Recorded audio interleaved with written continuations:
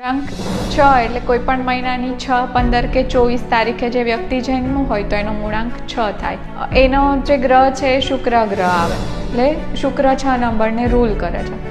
શુક્ર એટલે લક્ઝરી છે. આ જે મૂળાંક છે એ લોકોનો નેચર કેવો હોય કે બધાને ઓવર કંટ્રોલમાં રાખવાની કોશિશ કરે. તો એ ધ્યાન રાખવાનું છે કે ફેમિલીમાં ઓવર પ્રોટેક્ટિવ નથી થવાનું.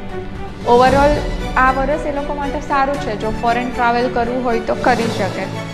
ને લાસ્ટ યરના જે પેન્ડિંગ કામ છે એ આ વર્ષે જો એ લોકો ટ્રાય કરે તો પૂરા કરી શકે. ફેમિલી માટે આ વર્ષ સારું છે. કોઈ કપલ બેબી પ્લાન કરવાનું વિચારતું હોય તો એ પણ કરી શકે.